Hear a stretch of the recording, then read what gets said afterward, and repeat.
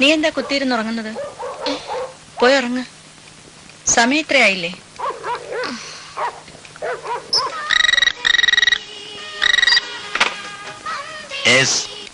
ഞാൻ സുനന്ദയാണ്. ഞാൻ ജെയിംസാ. ഉണ്ട്, ബോംബെന്ന് 2-3 കസ്റ്റമേഴ്സ് വന്നിട്ടുണ്ട്. അവരുമായിട്ട് സംസാരിച്ചോണ്ടിരിക്കുക. അരമണിക്കൂറിന് എത്തും തോന്നുന്നു. വേണമെങ്കിൽ ഞാൻ ബാലിനെ വിളിക്കാം. വേണ്ട, വീട്ടിൽ നിന്ന് വിളിച്ചിരുന്നു പറഞ്ഞാ മതി.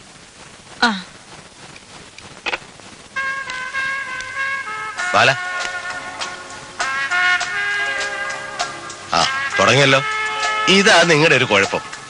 അല്പം അകത്ത് ചെന്നാ കണ്ണൊക്കെ നിറയണോ നിർബന്ധമല്ലേ? അല്ല ജെയിംസ്, ഞാൻ ഈ ചെയ്യുന്നത് തെറ്റല്ലേ? എന്ത് തെറ്റ്? എനിക്ക് വേണ്ടി കാത്തിരിക്കുന്ന ഒരു ഭാര്യ. അവൾക്ക് എഴുന്നേക്കാൻ പറ്റില്ല, നടക്കാൻ പറ്റില്ല. എന്തിനും ഒരാളുടെ സഹായം ഉണ്ടായേ പറ്റൂ. അവൾ എനിക്ക് വേണ്ടി അവിടെ കാത്തിരിക്കുമ്പോ ഞാനിവിടെ എന്റെ ഭാര്യ സ്നേഹമുള്ളവളാ. സാർ, എന്താ? ഞാൻ പോട്ടെ. അദ്ദേഹത്തോട് ഈ യാത്ര പറയണ്ടേ? യാത്ര പറഞ്ഞ് പിരിയാൻ മാത്രം ഇത് നിലവിളക്കുന്ന പറയാൻ വെച്ചുണ്ടാക്കിയ ബന്ധമൊന്നും അല്ലല്ലോ. അദ്ദേഹത്തിന് ഇനി ഇഷ്ടപ്പെട്ടില്ല എന്ന് തോന്നുന്നു. ഞാൻ വന്നിട്ടൊന്നും മിണ്ടുകൂടെ ചെയ്തില്ല. പുള്ളി അങ്ങനെ അത്ര പെട്ടെന്ന് ആരെ ഇഷ്ടപ്പെടുന്ന കൂട്ടത്തിലല്ല. ഇനി ഒരു 2-3 വന്നെങ്കിലേ ഒന്ന് നോക്കുക പോലും ചെയ്യൂ. എനിക്ക് നന്നായിട്ട് ഇഷ്ടപ്പെട്ടെന്ന് മനസ്സിലായല്ല.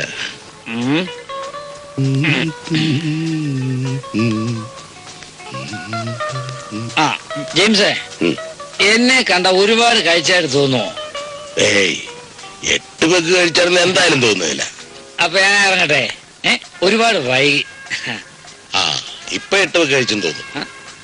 നമ്മൾ കൂടുന്നതിന് മുമ്പ് എനിക്കൊരു 50,000 രൂപയുടെ ആവശ്യമുണ്ടെന്നും അത് നിങ്ങൾ തരാമെന്നൊക്കെ പറഞ്ഞിരുന്നു.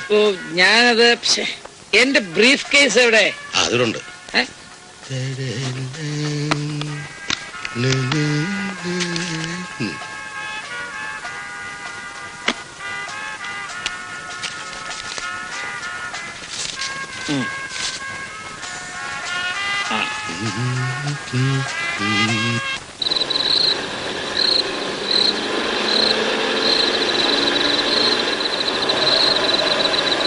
ബഷീറേ. സാർ. എന്തടേ ഒന്നും മിണ്ടാത്തത്? ഒന്നുമില്ല സാർ. നീ എന്തെങ്കിലും ഒന്ന് പറയടേ. സാറിനോട് ഞാനൊരു കാര്യം പറഞ്ഞ സാറിന് വിഷമമുണ്ടായിരുന്നു. നീ പറ. സാറിന്റെ ഈ പോക്ക് അത്ര ശരിയല്ല. സാറിന്റെ കൂട്ടുകെട്ട് ശരിയല്ല. ജെയിംസ് സാർ അത്ര നല്ലവനൊന്നുമല്ല. വണ്ടി നിർത്ത്.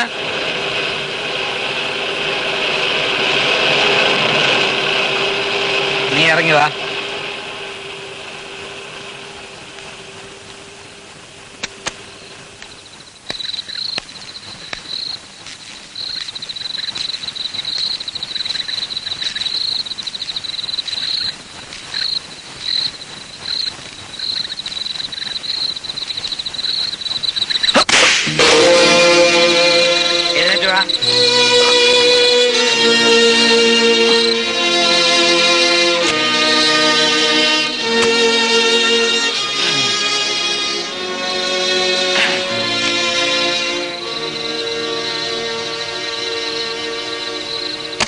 വണ്ടി ഓടിക്കുക എന്നുള്ളത് നിന്റെ ജോലി. എന്നെ ആരും ഉപദേശിക്കണ്ട. വണ്ടി വിട.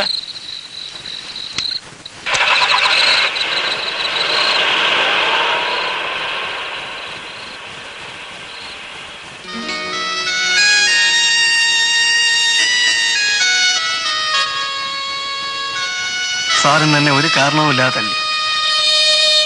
എനിക്ക് വിഷമമില്ല. എന്നെ കൊല്ലാനുള്ള അധികാരം വരെ സാറിനുണ്ട്. ആരുമില്ലാതിരുന്ന എന്നെ ഈ നിലയിൽ എത്തിച്ചത് സാറാണ്. പക്ഷെ ഒന്നെനിക്ക് തോന്നുന്നു, സാറിന്റെ ഈ പോക്ക് ശരിയല്ല.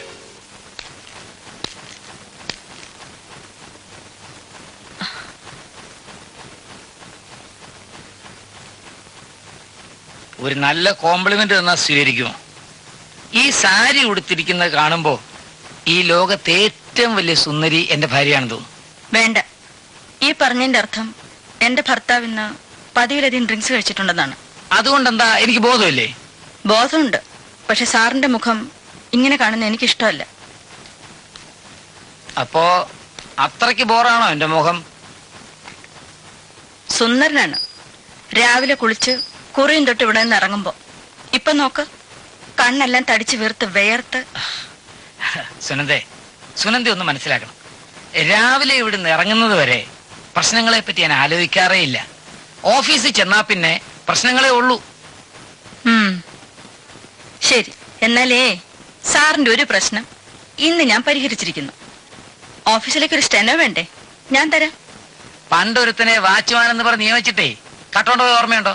അയ്യോ, ഇതൊന്നും അല്ല. ആള് BA യാ. ടൈപ്പ് റൈറ്റിംഗ് ഷോർട്ട് ഹാൻഡും ലോവറും ഹയറും പാസ്സായിട്ടുണ്ട്.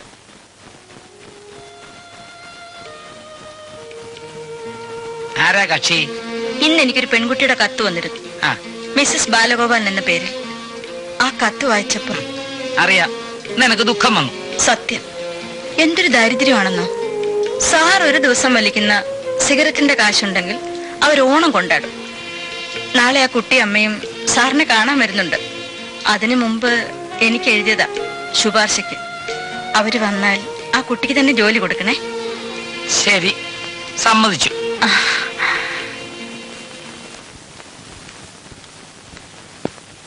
Good morning sir. Good morning. ഒരു പെൺകുട്ടിയും അമ്മയും സാറിനെ കാണാൻ വേണ്ടി പുറത്ത് കാത്തു നിൽക്കുന്നു. വരാൻ പറയും.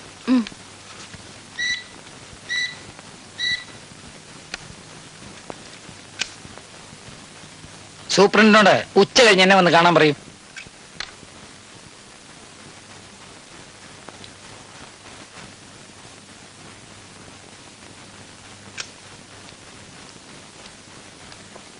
നമസ്കാരം സർ. നമസ്കാരം. നിങ്ങൾ അയച്ച കത്തിനെ പറ്റി എന്റെ ഭാര്യ പറഞ്ഞു. ഞാൻ ഭാര്യ പറഞ്ഞാൽ കേൾക്കുന്ന ആളാണെന്ന് നിങ്ങളോട് ആരാ പറഞ്ഞു? ഞങ്ങൾക്ക് വേണ്ടി ശുപാർശ ചെയ്യാൻ ആരുമില്ല സാർ.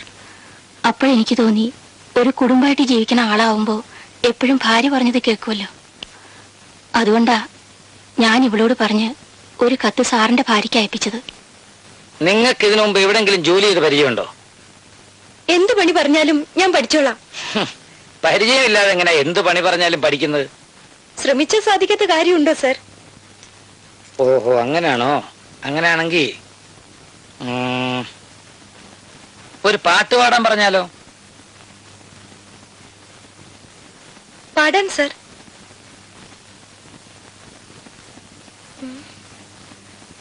ഏത്?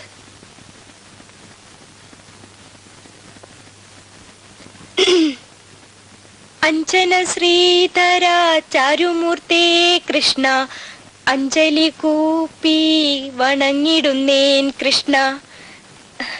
ഇതിലും നന്നായി പാടാൻ പറ്റും സാർ, പക്ഷേ തൊണ്ട ശരിയില്ലാത്തോണ്ടാ. എത്ര നാളായി നിങ്ങൾ ടൈപ്പ് റൈറ്റിംഗ് പാസ്സായിട്ട്? 3 വർഷമായി. ഡിഗ്രിയും കംപ്ലീറ്റ് ചെയ്തിട്ടുണ്ട്. എന്താ നിങ്ങളുടെ സ്പീഡ്? ഇപ്പം 15 ഉള്ളൂ. ശ്രമിച്ചാ ഇനിയും സ്പീഡ് കൂട്ടാ സാർ. ഒരു മാസത്തേക്ക് നിങ്ങളെ ഈ ജോലി ഏൽപ്പിക്കാം. അത് നിങ്ങൾ എങ്ങനെ ചെയ്യുന്നു എന്ന് അറിഞ്ഞിട്ട് വേണം സ്ഥിരപ്പെടുത്താൻ. പിന്നെ ഇവിടെ താമസിക്കേണ്ടി വരും. ഞങ്ങളുടെ സ്റ്റാഫ് താമസിക്കുന്ന ഒരു ഹോസ്റ്റലുണ്ട്. ബാക്കി കാര്യങ്ങളൊക്കെ മേരി പറയും. ഞങ്ങൾ പോയേ ചേരട്ടെ സാർ. വളരെ ഉപകാരം. സാറിനെ ദൈവം അനുഗ്രഹിക്കും.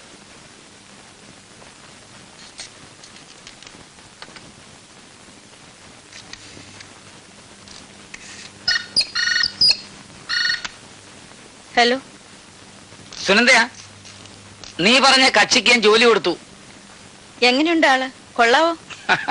എല്ലാം ശ്രമിക്കാന്ന് പറയുന്നുണ്ട്. ശ്രമിച്ചു നോക്കട്ടെ, അത് കഴിഞ്ഞ് പറയാം.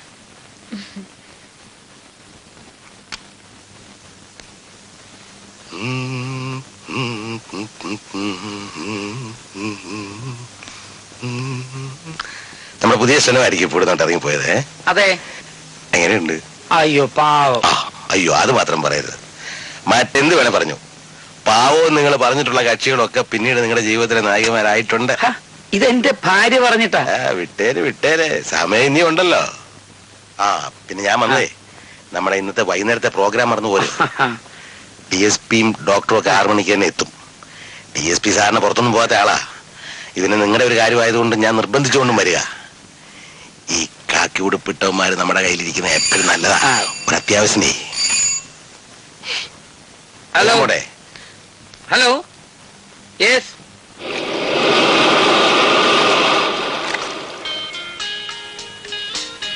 ഇന്ന് രാത്രി ഒരു 4-5 പെണ്ണുങ്ങളുടെ പ്രാക്കെങ്കിലും എനിക്ക് കേൾക്കും, നിങ്ങളുടെയൊക്കെ ഭാര്യമാരുടെ.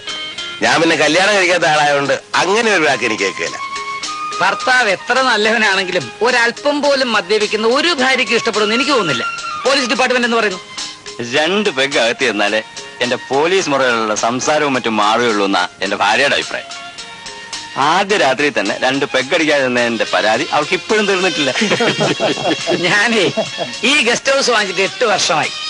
ഇതിനിടയിൽ ഒറ്റ ദിവസം പോലും ഇവിടെ വന്നൊന്ന് കൂടാതെ ഞാൻ കിടന്നുറങ്ങിയിട്ടില്ല. ഭാര്യ എപ്പോഴും ചോദിക്കും അവിടെ ഇരുന്ന് കഴിച്ചാ പോരെന്ന്. വീട്ടിൽ ഒറ്റയ്ക്കിരുന്ന് ഡ്രിങ്ക്സ് കഴിക്കാന്ന് വെച്ചാലേ ഈ പനി വന്നാലേ മരുന്ന് കഴിക്കുന്ന പോലെ. ഈ പോലീസ് ഉദ്യോഗസ്ഥന്മാരെ കുറിച്ച് ഞങ്ങൾക്ക് പൊതുവായ ഒരു ധാരണയുണ്ട്. ഉള്ളിലെല്ലാം വേണമെന്നുള്ള ആഗ്രഹവും പുറമെ ഒന്നും വേണ്ടെന്നുള്ളൊരു ഭാവം. എന്താ ശരിയാടാ? അല്ല ഡോക്ടറെ, ഈ പൂച്ചക്കണ്ണ് വരാൻ എന്താ കാരണം? എന്താ കാര്യം? അതെ, ബാലന്റെ പുതിയ സ്റ്റെനോയ്ക്ക് രഹസ്യ പൂച്ചക്കണ്ണ. പ്രായമുള്ള ആളുകള് ലേഡീസ് സ്റ്റെനോയെ വെക്കുന്നതിന് പ്രത്യേക കാരണമുണ്ട്. സ്റ്റെനോ ചെറുപ്പക്കാരിയാണെങ്കിൽ സഹവാസം കൊണ്ട് നമ്മുടെ യൗവനം നിലനിർത്താൻ കഴിയുമെന്നാണ് മനഃശാസ്ത്രജ്ഞന്മാരുടെ അഭിപ്രായം. സുന്ദരിയാണെങ്കിൽ പ്രത്യേകിച്ചും. സുന്ദരിയാണെന്ന് പറയാൻ പറ്റില്ല, പക്ഷെ ആ കൊച്ചിന്റെ കണ്ണുകൾക്ക് എന്തോ ഒരു പ്രത്യേകത, ആരെ ആകർഷിക്കാനുള്ള ഒരു ശക്തി. ജെയിംസിന്റെ അഭിപ്രായത്തോട് ബാല യോജിക്കുന്നുണ്ടോ? ഞാൻ ആ പെണ്ണിന്റെ കണ്ണൊന്നും ശ്രദ്ധിച്ചിട്ടില്ല. പിന്നെ ഇതാ നിങ്ങളുടെ സ്വഭാവം. ഞാനുള്ള കാര്യം തുറന്നങ്ങ് പറയും. അല്ല, നിങ്ങൾ തന്നെ പറയണം. ആ കൊച്ചിനെ കണ്ട ആദ്യം ശ്രദ്ധിക്കുന്ന അതിന്റെ കണ്ണ. അത് കണ്ടിട്ട് തുറന്ന അഭിപ്രായം പറഞ്ഞ ഞാനാണോ, അതോ കണ്ടിട്ടും കണ്ടില്ലെന്ന് അടിച്ചിരിക്കുന്ന ഇദ്ദേഹമാണ് ആരാ കാഞ്ഞ വിത്ത്?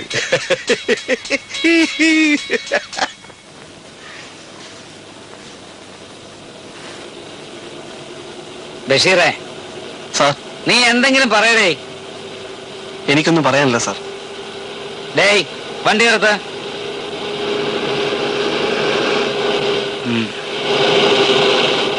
നീ ഇറങ്ങി വന്നാടേ.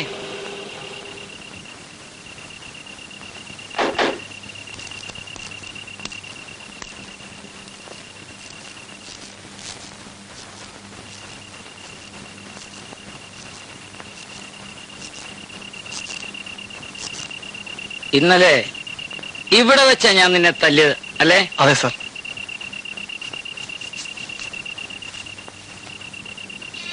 ഇതാ, എനിക്ക് വേണ്ട സാർ. എന്റെ മനസ്സിന്റെ സന്തോഷത്തിന് വേണ്ടിയാ. നീ ഇത് വാങ്ങ. വേണ്ട സാർ. സാറ് പലർക്കും ഇങ്ങനെ കൈമടക്ക് നിവർത്തി കാശെടുത്ത് കൊടുക്കുന്നത് ഞാൻ കണ്ടിട്ടുണ്ട്. ബോധമില്ലാതെ സാറ് ചെക്കപ്പ് ഇട്ട് കൊടുക്കുന്നത് ഞാൻ കണ്ടിട്ടുണ്ട്. എല്ലാവരും സാറിന്റെ നല്ല മനസ്സിനെ മുതലെടുക്കുകയാണ്. വേണ്ട, ഉപദേശം വേണ്ട. ഇങ്ങനെ പറയുന്നതിന്റെ പേരിൽ സാറിനെ തല്ലിക്കൊള്ളു, കൊന്നോളൂ. വണ്ടി ഓടിക്കുന്നതിനാണ് സാറിനെ വെച്ചിരിക്കുന്നതെന്ന് എനിക്കറിയാം. അതിനുള്ള ശമ്പളവും സാർ എനിക്ക് തരുന്നുണ്ട്. അതല്ലാതെ കൊച്ചമ്മ അറിയാത്ത കാശ് എനിക്ക് വേണ്ട.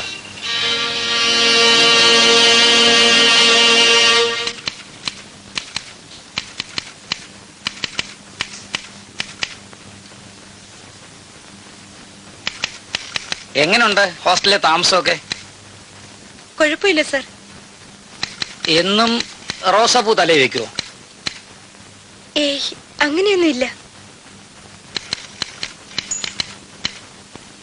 നിങ്ങൾക്ക് മുമ്പുണ്ടായിരുന്ന സ്റ്റെനോ എന്നോട് ഒരുപാട് സംസാരിക്കുമായിരുന്നു. ഞാൻ എന്ത് സംസാരിക്കാനാ സർ? ഒരു സ്റ്റെനോയും ബോസും തമ്മിലുള്ള ബന്ധത്തെക്കുറിച്ച് വത്സലയ്ക്ക് അറിയില്ലല്ലേ? എനിക്കൊരു ഫ്രണ്ടുണ്ട്. പുള്ളി ഈ ടൂറിന് ബാംഗ്ലൂർ, ബോംബെ, കൽക്കട്ട ഒക്കെ പോകുമ്പോ ഈ സ്റ്റെനോയെ കൂടെ കൊണ്ടുപോവാ. അവരെ ഒരു ഹോട്ടലിലാ താമസിക്കുക, ഒരു മുറിയിലാ താമസിക്കുക. അല്ല, അവരെ കുറ്റം പറയാൻ പറ്റില്ല. തിരക്ക് പിടിച്ച ആൾക്കാരാകുമ്പോ എപ്പോഴാ ഡിക്റ്റേറ്റ് ചെയ്യുന്ന പറയാൻ പറ്റില്ലല്ലോ.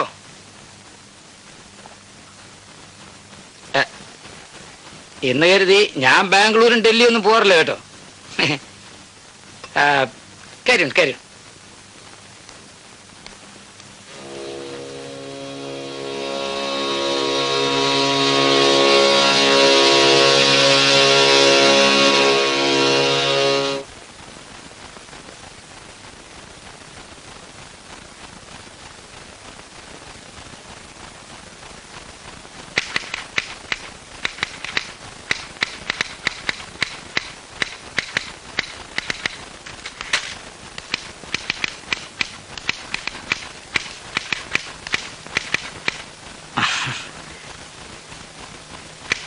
വത്സലയ്ക്ക് ഇംഗ്ലീഷ് സംസാരിക്കാൻ അറിയാം?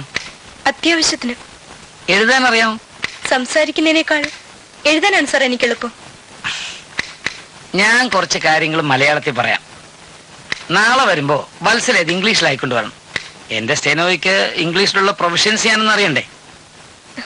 ചെയ്യാം സാർ. ആ, ടേക്ക് ഇറ്റ് ഓൺ.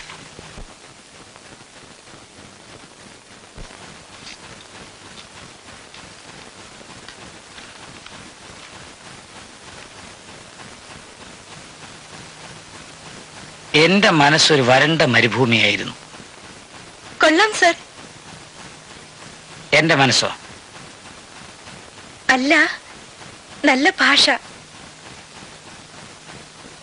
ഇന്നലെ ഞാൻ അറിയാതെ ഒരു മഴ പെയ്തു. പെട്ടെന്നുണ്ടായ വസന്തം. അതിലൊരു റോസ, അത് പുഷ്പിച്ചു. ആ പൂവിന് ചുറ്റും അതിന്റെ മനസ്സ് മുള്ളുകളായി.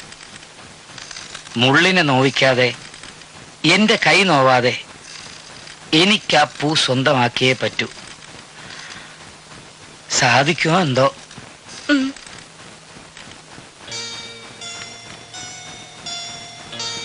വിരലുകൾ എനിക്കിഷ്ടമാണ്, നീണ്ടു കൂർത്ത വിരലുകൾ. ഇപ്പോ ടൈപ്പ്റൈറ്ററിലെ അക്ഷരങ്ങളോട് എനിക്ക് അസൂയ.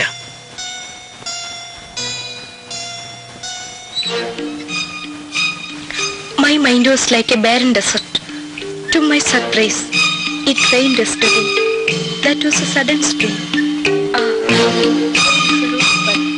It flowered. Its mind became the throats of a beautiful flower. I don't want to hurt the flower. I don't want to hurt my hand also. Without the guilt of hurting, I want to flower. I must do it. I don't know how. എന്താ സാറേ, കിടക്കുന്നില്ലേ? പിന്നെ